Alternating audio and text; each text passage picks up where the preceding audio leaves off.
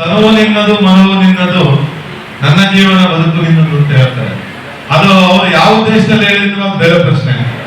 ಸಹಕಾರ ಸಂಘ ಅಂತಂದಾಗ ಆ ಒಂದು ನಿಟ್ಟಿನಲ್ಲಿ ಯೋಚನೆ ಮಾಡಿದಾಗ ಮಾತ್ರ ಒಂದು ಸಮಾಜ ಕೊಟ್ಟು ಆ ಪರಪಟ್ಟಿ ನಾವೇ ತಗೊಂಡ್ರೆ ಒಕ್ಕೂಟ ಮಾಡಿಕೊಂಡು ಅದಕ್ಕೆ ಅನಾನುಕೂಲಗಳು ಇರ್ತದೆ. ಈ ಅನುಕೂಲಗಳು ಅನಾನುಕೂಲಗಳು ಒಂದ್ ಕಡೆ ಆದ್ರೆ ಸಾಲ ತಗೋಬೇಕಾದ್ರೆ ಬಹಳ ಖುಷಿಯಿಂದ ಇರ್ತಾರೆ. ಸಾಲ ವಾಪಸ್ ಕೇಳಿದಾಗ ಒಂದ್ ರೀತಿ ಏನಪ್ಪಾ ನಮ್ಗೆ ಟಾರ್ಚರ್ ಕೊಡ್ತೀರ ಅಂತ ಅಂತಾರೆ. ಇದೊಂಥರ ಡಬಲ್ ಎಕ್ಸ್ ಸ್ವಾಟ್ ಇದ್ದಂಗೆ. ಎರಡು ಕಡೆ ಕೆಲವು ಕಡೆ ಒಂದು ತಂದೆಯ ತಾಯಿಯ ಪ್ರೀತಿನೂ ತೋರಿಸ್ಬೇಕಾಗ್ತದೆ, ತಂದೆ ತರ ಸ್ವಲ್ಪ ನಿಷ್ಠೂರನೂ ಆಗ್ಬೇಕಾಗುತ್ತೆ. ಯಾಕಂದ್ರೆ ಈ ಸಂಘ ನಡೆಸೋದು ಅಂತಂದ್ರೆ ಅದು ಸುಲಭದ ವಿಷಯ ಅಲ್ಲ. ಆರ್ಥಿಕತೆ ಒಳಗೊಂಡಂತೆ ಕೆಲವು ಪ್ರಮುಖ ಘಟ್ಟಗಳು ಏನು ಇರ್ತವೆ ಸಂಘದಲ್ಲಿ, ಅವು ಬಹಳ ಒಂದು ರೀತಿ ವಿಚಿತ್ರವಾದಂತ ಸನ್ನಿವೇಶಗಳನ್ನು ತಗೊಬರುತ್ತೆ.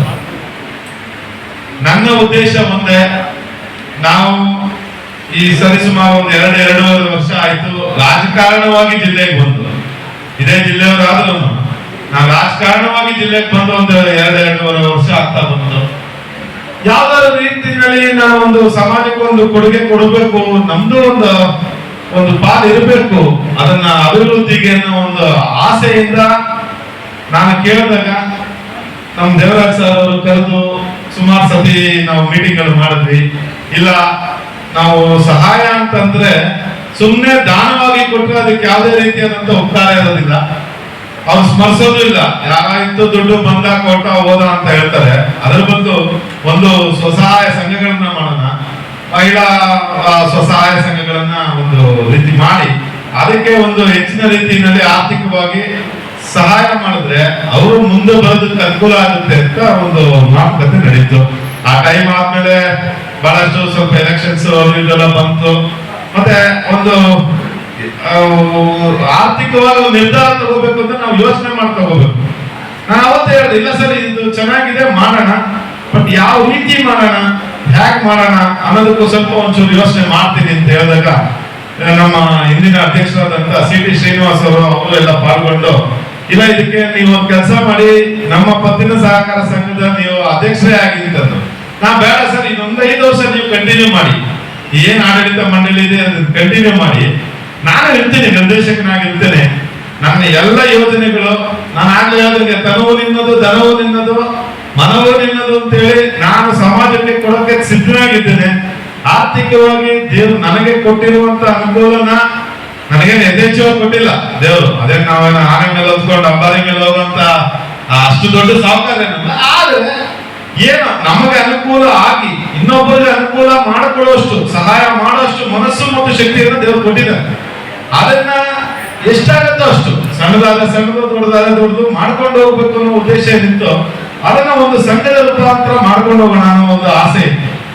ಅದೇ ರೀತಿ ನಾನು ಅವ್ರಿಗೆ ಕೇಳಿದಷ್ಟೇ, ಇದನ್ನ ತಾಲೂಕು ಮಟ್ಟಕ್ಕೆ ಸೀಮಿತವಾಗಿ ಇಟ್ಕೊಳ್ಳೋದು ಬೇಡ, ಜಿಲ್ಲಾ ಮಟ್ಟಕ್ಕೆ ಹೋಗೋಣ ಅಂತ ಹೇಳಿದಾಗ ಆಯ್ತು. ದಬ್ಬೆಘಟ್ಟ ಒಂದು ಬಿಟ್ಟು, ತುರುವೇಕೆರೆ ತಾಲೂಕು ದಬ್ಬೆಘಟ್ಟ ಒಂದು ಹೋಬಳಿಯನ್ನ ಬಿಟ್ಟು ಮಿಕ್ಕಿದ್ದನ್ನ ಮಾಡಿದಾಗ ನಮ್ಗೆ ಬೇಗ ಪರ್ಮಿಷನ್ ಸಿಗುತ್ತೆ, ಮತ್ತೆ ಇದು ತುಮಕೂರಿನಲ್ಲೇ ಆಗುತ್ತೆ ಅಂತದ್ದು. ಆಯ್ತು, ಈ ಒಂದು ಹೋಬಳಿಯನ್ನ ಅದೇನು ನಮ್ಗೆ ಬೇಡ ಅಂತಲ್ಲ, ಯಾವ್ದೋ ಒಂದು ಬಿಡಬೇಕು. ಹಾಗಾಗಿ ತುರುವೇಕೆರೆ ಒಂದು ಹೋಬಳಿಯನ್ನ ಹೊರತುಪಡಿಸಿ ಇನ್ನು ಮುಂದಿನ ದಿನಗಳಲ್ಲಿ ತುಮಕೂರು ಜಿಲ್ಲೆಯ ಎಲ್ಲ ಕಡೆ ನಾವು ಸಂಘದ ಸದಸ್ಯರನ್ನು ಮಾಡ್ತೀವಿ.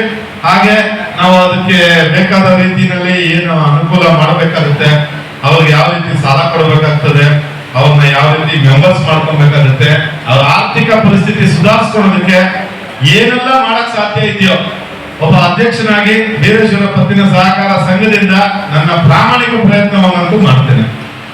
ಅದೇ ರೀತಿ ಅವರ ಕಷ್ಟಪಟ್ಟು ದುಡಿದಿರುವಂತ ಹಣವನ್ನ ನಮ್ಮ ಕೈ ಕೊಡ್ತಾರೋ ಅವ್ರಿಗೆ 10% ತಕ್ಕನೋ ಅತಿ ಹೆಚ್ಚು ಬಡ್ಡಿಯನ್ನ ಕೊಡುವ ವ್ಯವಸ್ಥೆಗಳನ್ನ ಮಾಡಿದ್ದೇವೆ. ಆ ಮುಖಾಂತರ ನಮ್ಮ ಎಲ್ಲ ಸಂಘದ ಸದಸ್ಯರಿಗೆ ನಾವೇನ್ ಕೇಳ್ತೇವೆ, ನೀವು ಕಷ್ಟವಿದ್ದಾಗ ಸಹಾಯಕ್ಕೆ ನಮ್ಮ ಹತ್ರ ಬನ್ನಿ, ನಮ್ಮ ಹತ್ರ ಸಾಲ ತಗೊಳ್ಳಿ.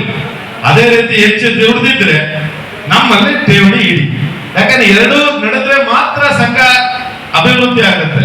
ಬರೀ ಸಾಲ ತಗೊಳ್ತಾ ಇದ್ರೆ ದುಡ್ಡು ಎಲ್ಲಿಂದ ತರೋದು ಅನ್ನೋದು ಒಂದು ಇರುತ್ತೆ.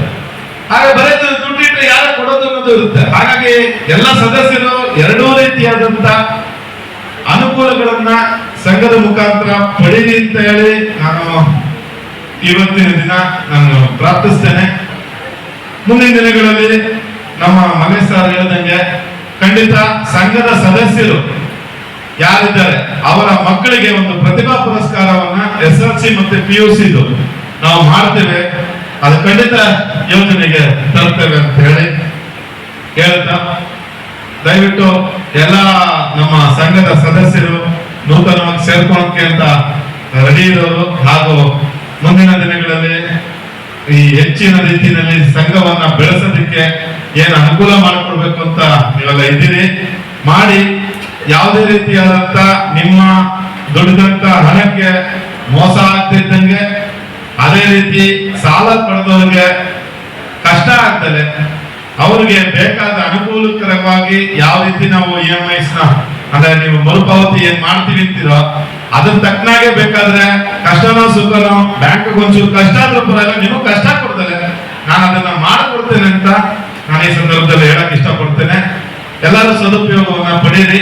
ಮುಂದಿನ ವರ್ಷ ಅತಿ ಹೆಚ್ಚು ಸಂಘದ ಸದಸ್ಯರಾಗಿರ್ಲಿ ಅಂತ ಕೇಳ್ಕೊಂತ ನನ್ನ ಮಾತನಾಡಕ್ಕೆ ಅವಕಾಶ ಮಾಡ್ಕೊಂಡು ಎಲ್ಲರೂ